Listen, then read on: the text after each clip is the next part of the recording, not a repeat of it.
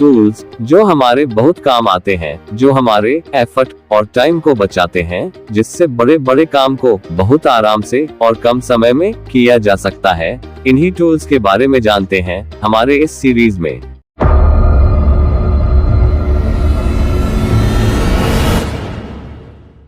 आज हम जानेंगे प्लायर्स के बारे में, जिसे सामान्य भाषा में पीलास या सरौता भी कहा जाता है। प्लायर्स कई टाइप्स के होते हैं, साइज के अकॉर्डिंग, छोटे या बड़े, और जॉब के अकॉर्डिंग। बेसिकली सभी pliers simple mechanics first class lever के प्रिंसिपल पर काम करते हैं।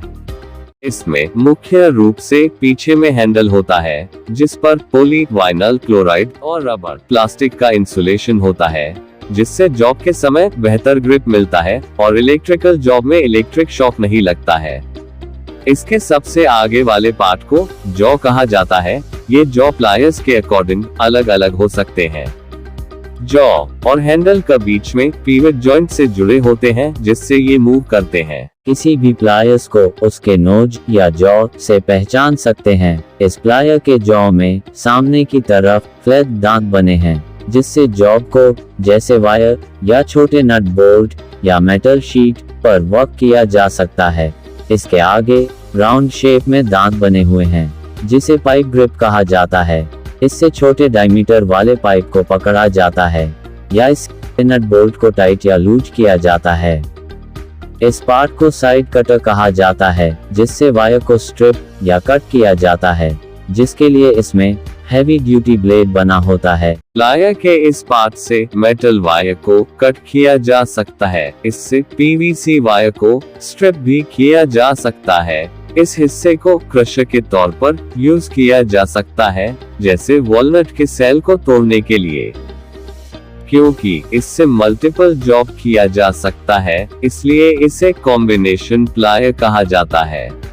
Needle knows plier. इस प्लायर का जॉ पतला और लंबा होता है, साथ ही इसमें बेहतर ग्रिप के लिए दांतें बनी हुई होती हैं।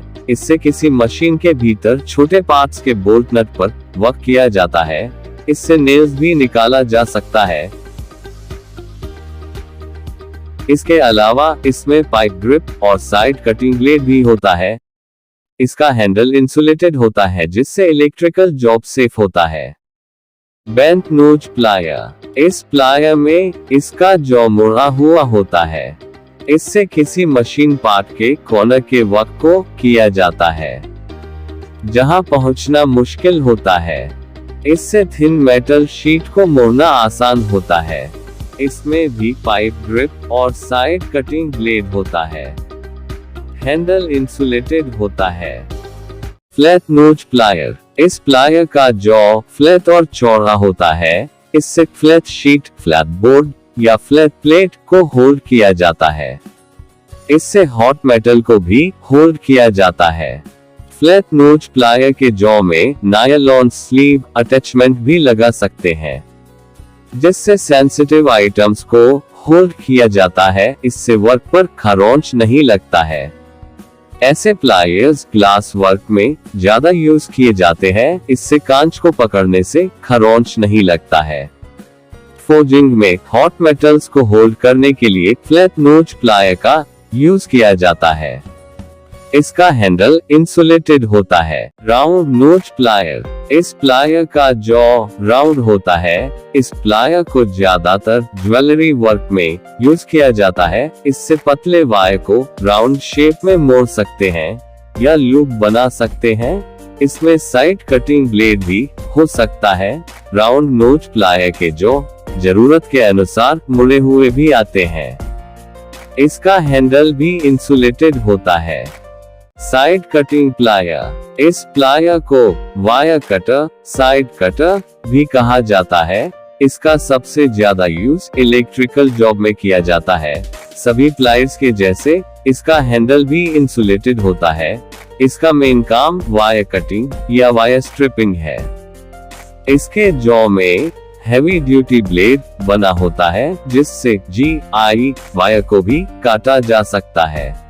लाइनमैन प्लायर या वायरमैन प्लायर। इसके जॉ में आगे में ग्रिप बना होता है, जिससे वायर को खींचा जाता है। इसके बाद इसमें heavy duty side cutting blade बना होता है जिससे स्टील वायर तक को काटा जा सकता है, लेकिन इसका मेन काम वायर कटिंग या वायर को स्ट्रिप करना होता है। सबसे पीछे में एक क्रिम्पिंग जॉ होता है जिससे वायर पर मेटल लग को क्रीम किया जा सकता है। इसका हैंडल इंसुलेटेड होता है